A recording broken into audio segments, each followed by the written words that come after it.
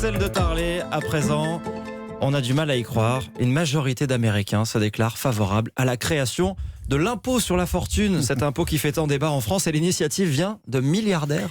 Oui, il y a une tribune publiée aux États-Unis de 18 milliardaires. Alors on y trouve George Soros, l'un des fondateurs de Facebook, ou encore l'héritière de l'empire Disney. Donc 18 milliardaires qui appellent à la création d'une taxe qui frapperait les 0,1% des Américains les plus riches.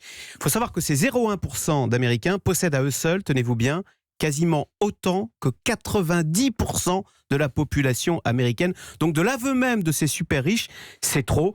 Donc ces milliardaires américains expliquent qu'il faut plus d'égalité. Et alors c'est ça qui est surprenant, ils justifient leur combat au nom de la liberté. Car, disent-ils, cette montée des inégalités représente désormais une menace pour la démocratie des États-Unis. Et c'est crédible, cet ISF, il pourrait voir le jour aux États-Unis ? Eh bien écoutez, c'est au programme de plusieurs candidats démocrates. Alors ce serait un ISF qui commencerait bien plus haut que chez nous. Les démocrates veulent créer un ISF à partir de 50 millions de dollars, alors que chez nous, il se déclenchait beaucoup plus bas, à 1,3 million.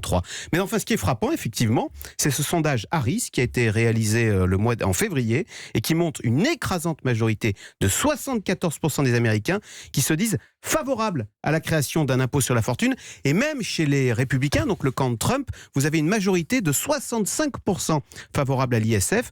Alors en fait, ce serait non pas une révolution, mais tout simplement un retour à l'Amérique d'antan, qui, on l'a oublié, était beaucoup plus égalitaire avant la révolution libérale de Ronald Reagan de 1980. Sous Roosevelt, on le rappelle, l'impôt sur le revenu montait jusqu'à 90%. C'est-à-dire qu'au-delà d'un certain revenu, l'État prenait quasiment tout. Autant dire que François Hollande, avec sa taxe à 75%, paraît petit joueur aujourd'hui. Vous voyez ? Voilà, quelle ironie. Les États-Unis envisagent de créer un impôt sur la fortune, alors qu'en France, on vient de le supprimer. Ah ouais, voilà, ça, c'est vrai que pour le coup, là, parce qu'on a aussi le même tendance, le même mouvement en Angleterre, Emmanuel Macron, c'est vrai, est à contre-courant. D'ailleurs, 77% des Français sont favorables à un rétablissement de l'impôt sur la fortune. Alors, il n'empêche, reconnaissant que la situation française n'est pas tout à fait la même qu'aux États-Unis, parce que si l'Amérique a énormément baissé les impôts depuis des décennies, peut-être trop d'ailleurs, la France, au contraire, elle, est devenue, au fil des ans, la championne du monde de la fiscalité, une fiscalité qui représente aujourd'hui 46% de la richesse française, du PIB.